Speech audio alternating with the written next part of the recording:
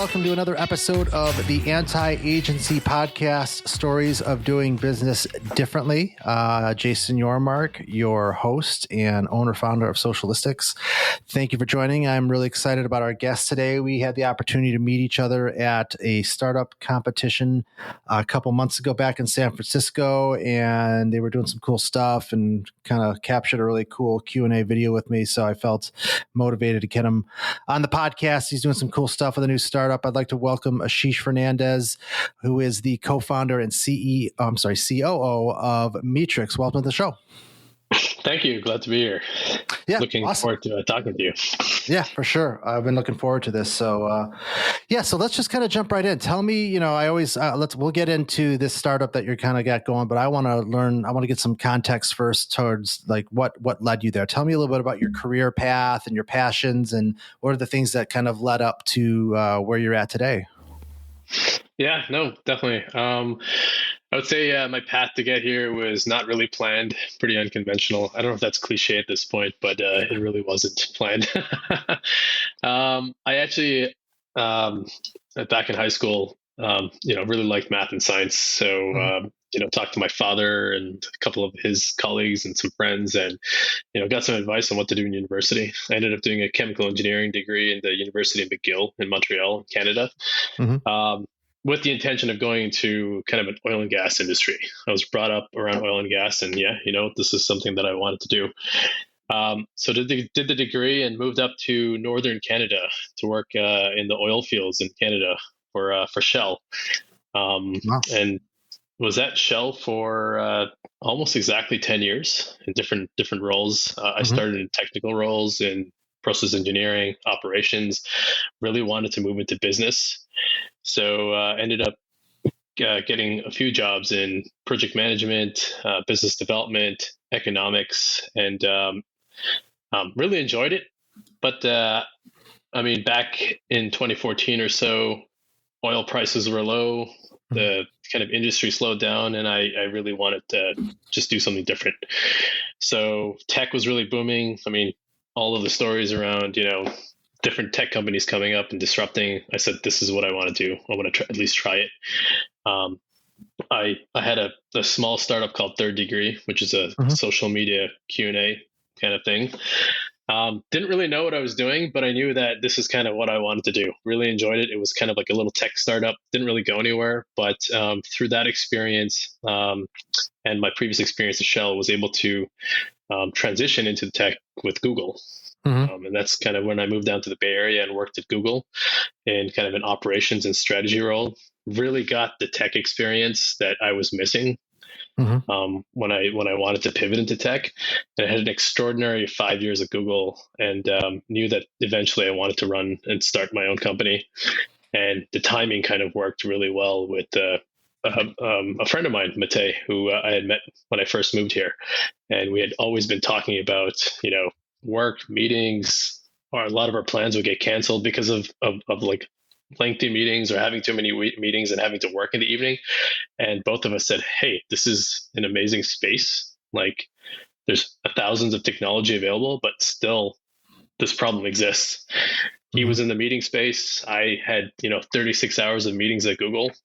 And I said, hey, some of these practices that we're talking about have worked for me. Let's see if we can do something about that.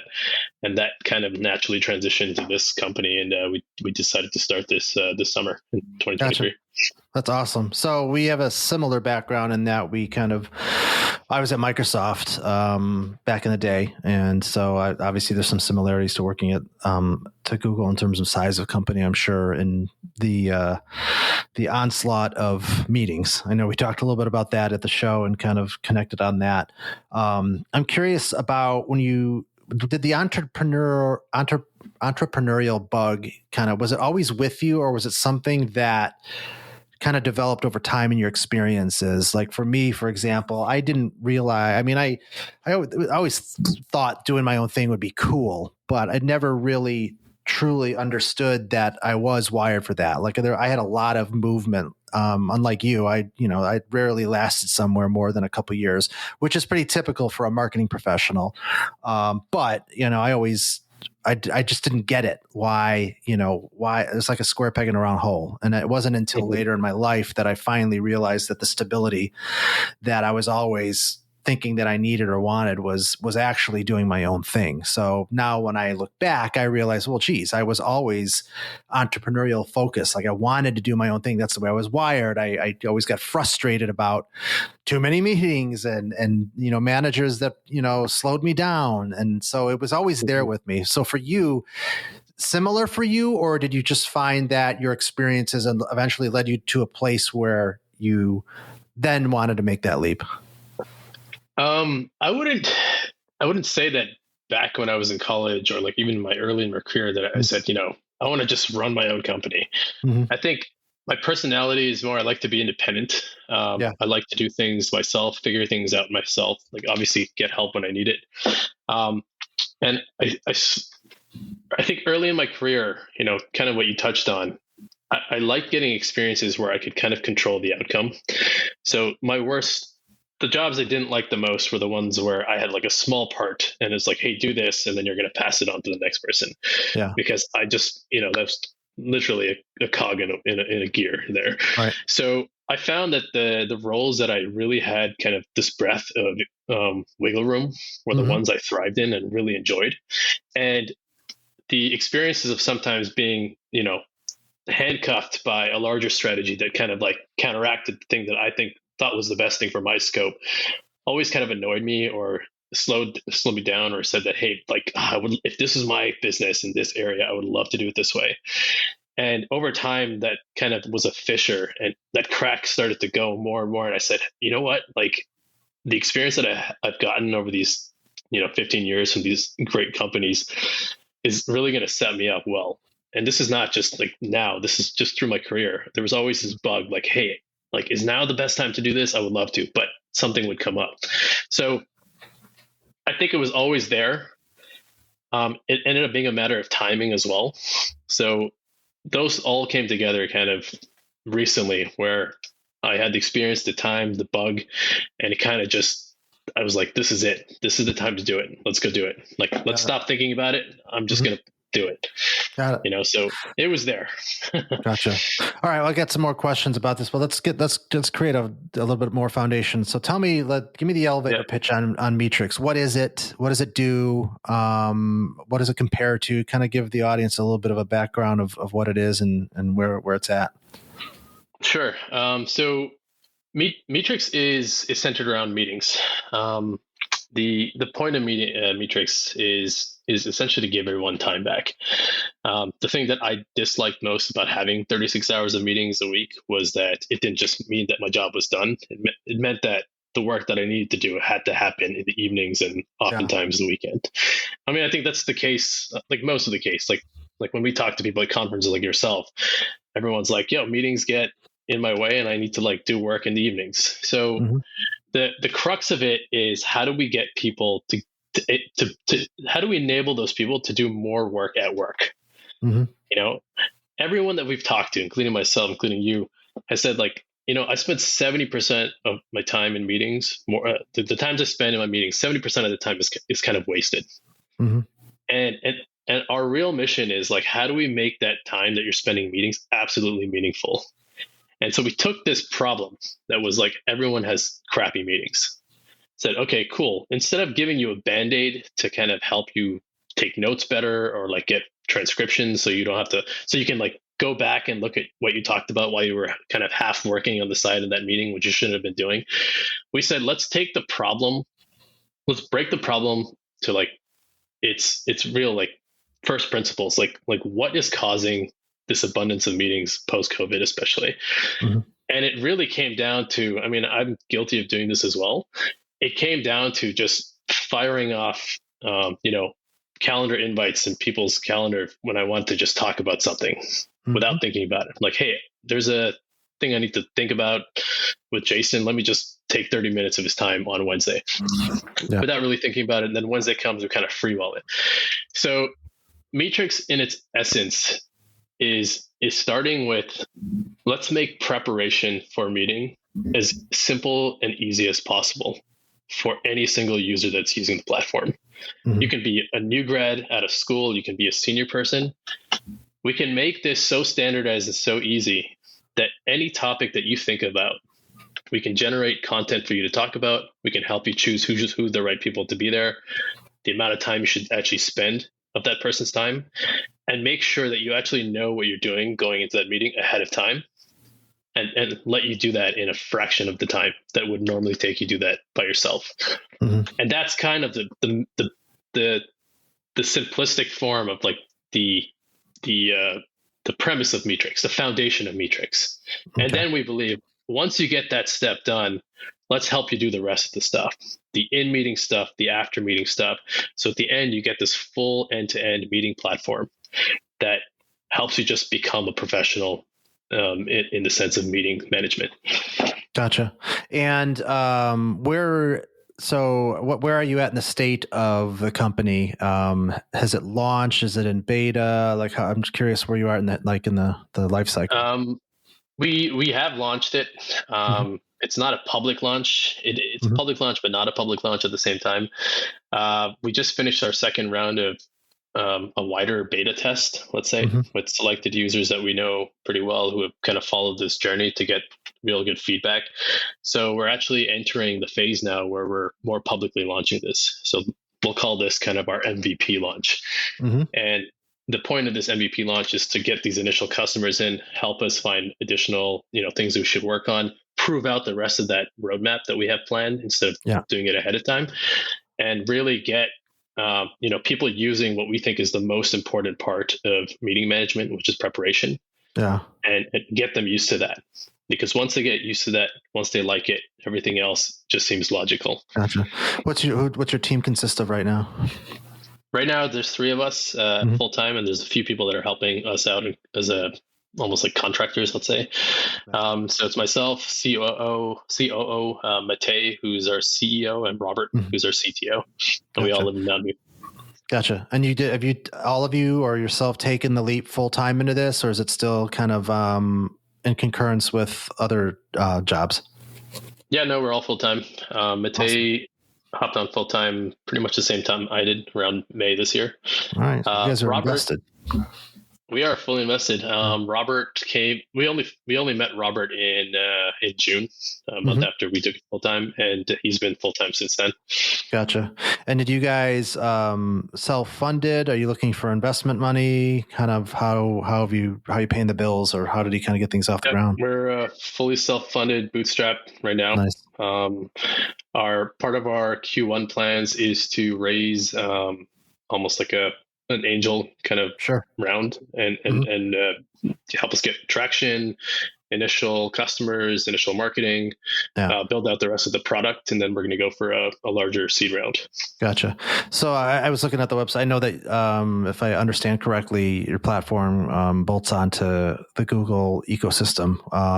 Is there? That's right.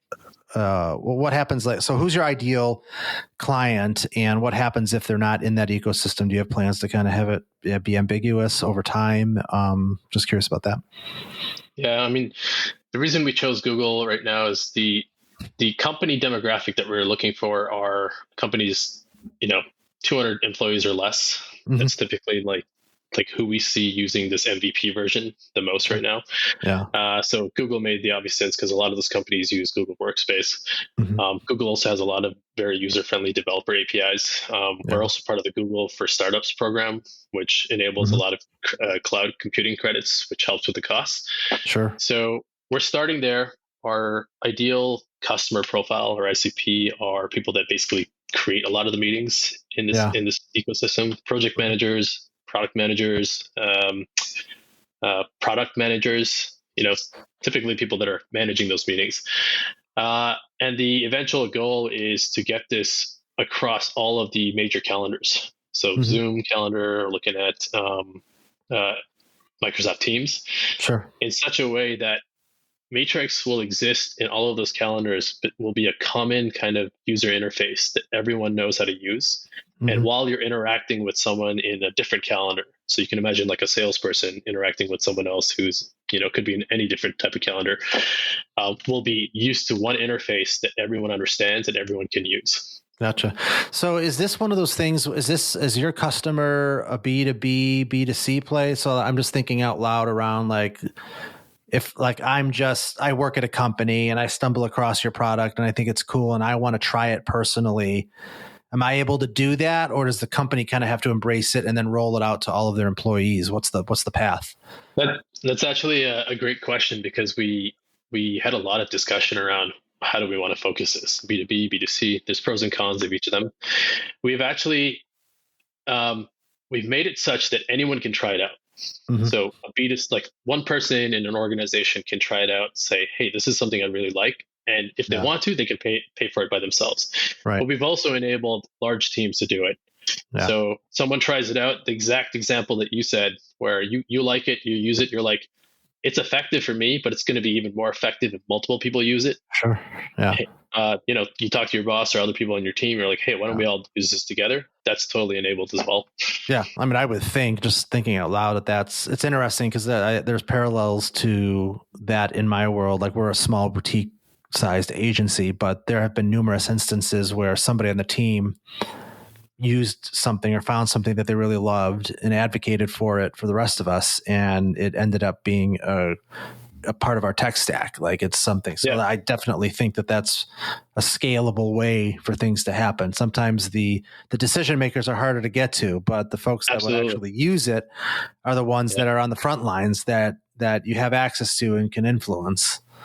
Absolutely. And then that's kind of so we're building a product that we want to use. Yeah. Like if you ask, like I think Musk had said in an interview, he built the Model S as a vehicle that he basically loved and would use. And he's like, if I love it and I think it's great, then I think other people will like it too. Yeah. And, and that's exactly how we've done it. Matej, myself, and Robert have all had meetings, tons of meetings, a lot of them terrible. Mm-hmm. And we basically built this product saying, like, what would be this product that we would use on our own every single day?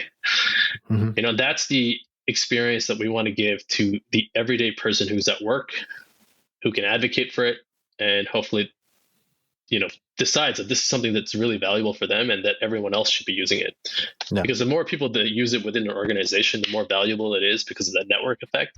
Mm-hmm. But, the individual can still use it, but we want to make this so delightful that they want other people to use it as well. Got it. So I got a 2-part question for you. Let's start with what about this adventure that you're going on? Starting a business. Obviously you guys are on the kind of the first stage of that or second stage of that. What keeps you up at night? What's the things that stress you out or provide, create anxiety right now about what you're doing? Yeah, I mean, I can give you a parallel to what keeps me up tonight versus what keeps me up previously with like working with a company like Google or Shell. Sure. The biggest change for me, the biggest thing that I'd say is the keep me up at night factor, is that in your own startup, in your own company, there are no systems of safety and controls. Mm-hmm. And that comes to where the product's going, that comes to your funding, that comes to every decision you make. So things that keep me up are, okay, we are planning to launch right now, but Google hasn't verified the app yet. Mm-hmm. So that in itself has thrown a wrench into our timelines. So while you're waiting for that, it's like, okay, we can't really do anything downstream. So we're sitting, waiting, on our own dime, waiting to see if like things that we put in are going to get rejected or not. And there's nothing you can really do.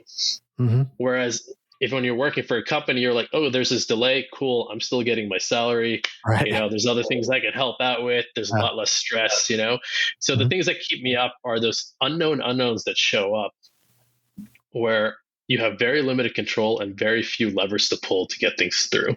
Yeah. And it's like, today there's this thing that has come up. Mm-hmm. What is the thing that's going to come up 3 weeks from now that I have no idea is going to come up that I cannot even think of planning for? That's what keeps me up tonight, because you just have no idea and there's no safety. No, you've said that perfectly. And I think if anybody's listening and my hope is that the people that inevitably listen to these podcasts are people that are thinking about taking the leap into entrepreneurship.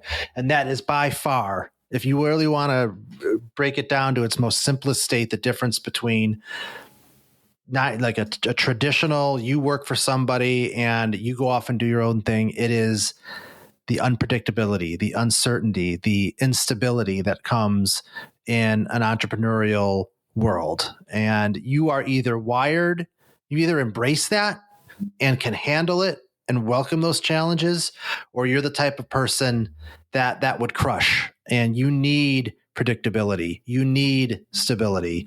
So that if you're ever like on the fence, like that's where you need to put your mindset around like which person am I? Because it's a square peg in a round hole. You know, I embraced the chaos. I mean, it doesn't mean that it still kind of sucks sometimes and it's difficult and it can be stressful, but I would rather have that than the alternative. So I think that's I love hearing that from other people because I relate to that so well. So now that we've established that, now tell me what's the best thing? Like, what are you just so over the moon about with where you're at right now and what you're doing? The thing that really drives and that makes all of those kind of like embrace the suck moments okay, is that you work with this team who are all kind of in the same situation. You're kind of like putting yourself out there on the line, reputationally, financially, etc. And you plan and you talk and you iterate, and then there's this magical moment when something just gets shipped, like you push it to like the Chrome store in our example, and this like big sigh of relief instantly happens for like a minute where you're like, holy shit, like finally we're out, and it's just absolutely elating just seeing like this is the stuff that we're working on is now out there, and there are people kind of looking at it, using it. It's not something that was sanctioned by my boss's boss's boss. It's not something that was like Google strategy or Shell strategy. It's something that we conceived of on our own, we evaluated on our own and built on our own. And now it's like our baby's out there in the world, that's like, it's such an amazing feeling that makes all of those bad things kind of like you forget about them. Yeah, no, I love that too. So, I mean, as you're saying these things, I'm like, yep, I know exactly what you're talking about. And to me, when breaking that down again, if you're listening, it's like, are you a creator? Are you a builder? Do you like to like create things and build things and put them out in the world, and do you get satisfaction out of that? Or it does not matter to you. Like that's another one of those barometers, because no matter what business you start, whether you're making t-shirts or you run a service-based business, you're still putting shit out into the world that you've created, that you've had a significant impact on.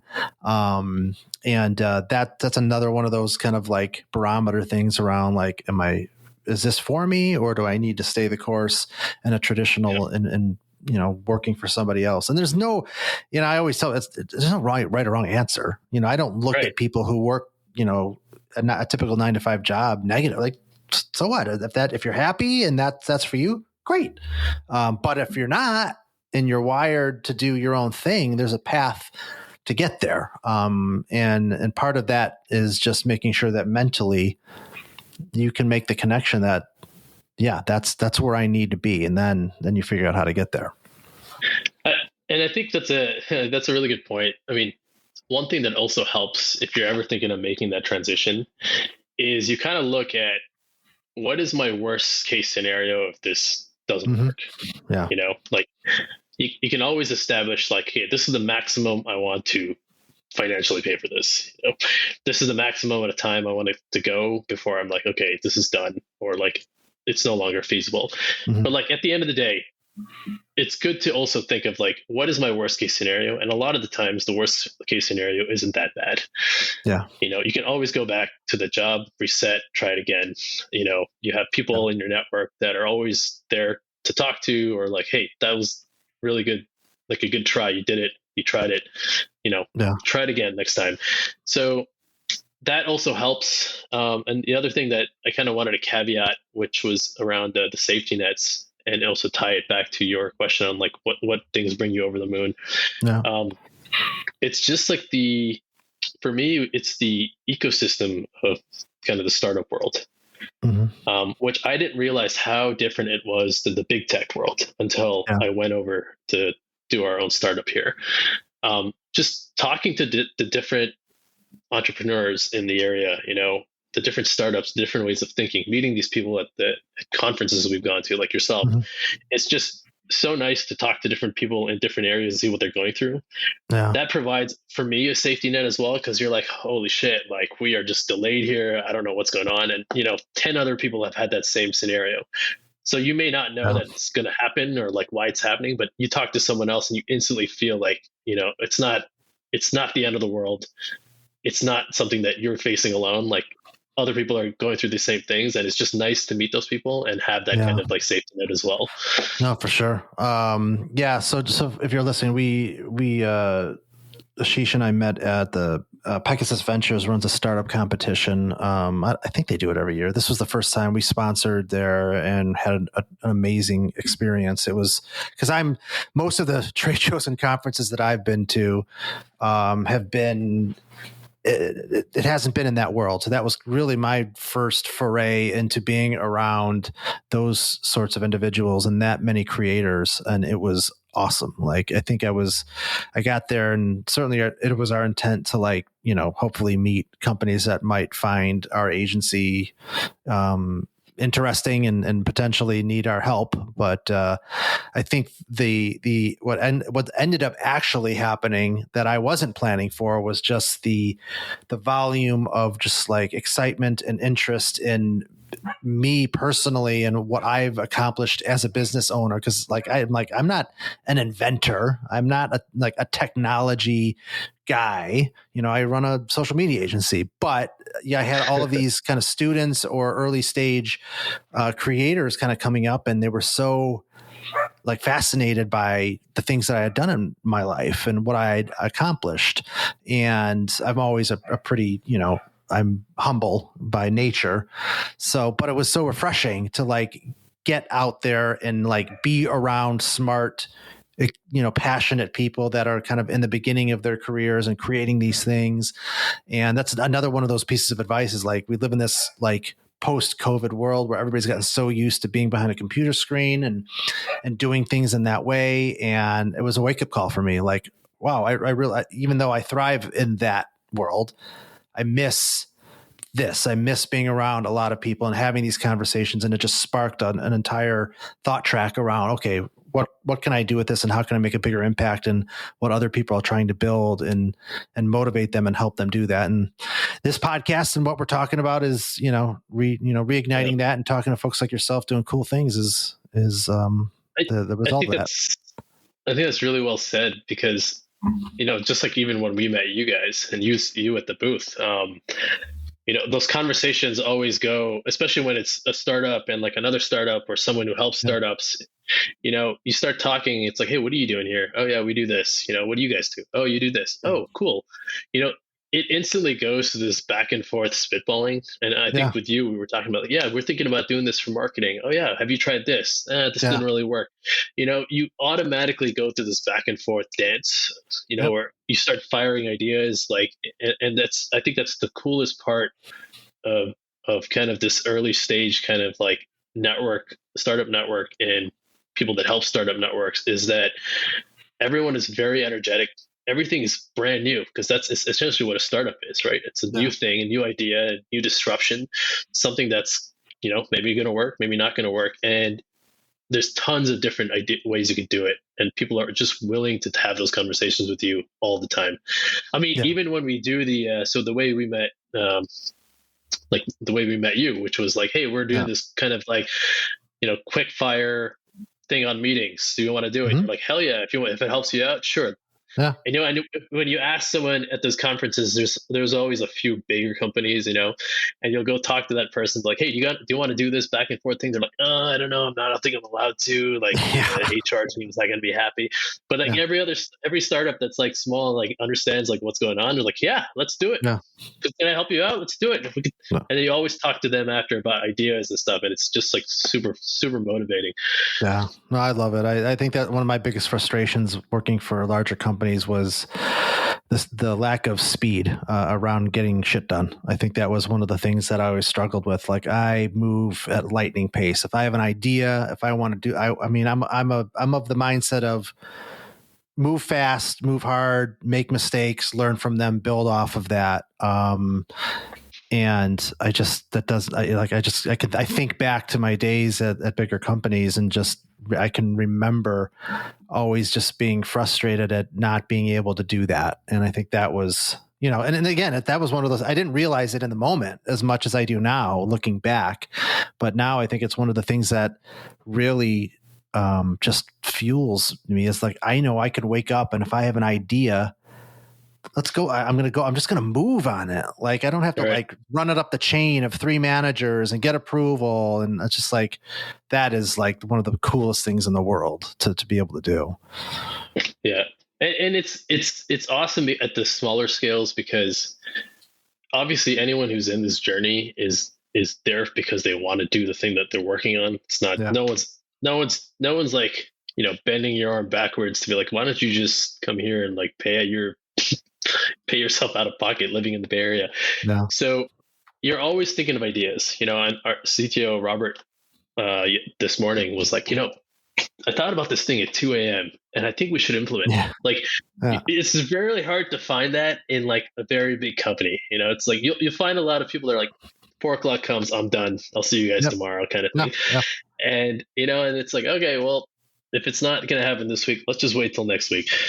But by nature of survival, like, everyone just like, okay, how much stuff can we do right now? And see what happens tomorrow, and put it all in effect tomorrow, and like, and change it that quickly. Yeah. One of the best pieces of advice I can give is, this is going to sound really silly, but it's absolutely true. And it obviously relates to a particular, there's a reason for it, but the best ideas that I come up with are during 2 things that I do: driving or taking a shower. Yeah. Driving and showering. It is ridiculous how much clarity and how much ideas I come up with in those 2 moments. And it's because it's as simple as it's the lack of distraction. It's the lack of screens and a phone. It puts you in like this isolated space where you have nothing but your thoughts. And what I've learned now, I've trained myself to be organized in those moments. Like if I'll take a shower in the middle of the day just to kind of break up the day and like allow myself to do that. But I know now that I'm self-aware enough to know that my best ideas come from those moments, I try to think of like one thing. I'm going to take a shower. If I'm going to go for a drive, I'm going to think about this one thing for the next 20 or 30 minutes. And then boom, I come up with this awesome stuff. I actually recently just joked with my wife. I'm like, I'm never going to not have a shower that doesn't have one of those glass sliding doors.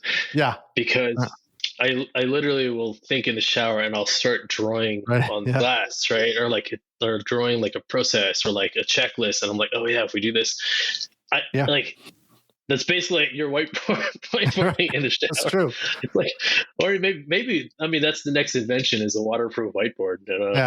Yeah, for sure. That or then when you're in the car, just voice memos, obviously. But yeah, it's crazy that I love that. And it's one of those little things that you don't really realize. I mean, I guess if you're doing it, most people, one of the advantages of having a regular job, I'm using air quotes, is that, when you leave, you're not thinking about it. You get to kind of check out and not worry about work. But I mean, it never turns off. I'm sure you can relate. Like, I'm always thinking about it. And to me, when I work and hours, like my personal and my professional life, they just intertwine, because if you love what you do, you don't care. Like if it's a Sunday at 1:00, you got nothing going on, I'll go into my office and write a blog post or do, because I love it, because I enjoy it.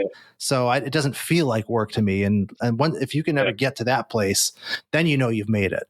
That's when you're happy. And that's our core value, is freedom, is just feeling like you have control over your life, and your work and personal life feel like they're just one and the same almost.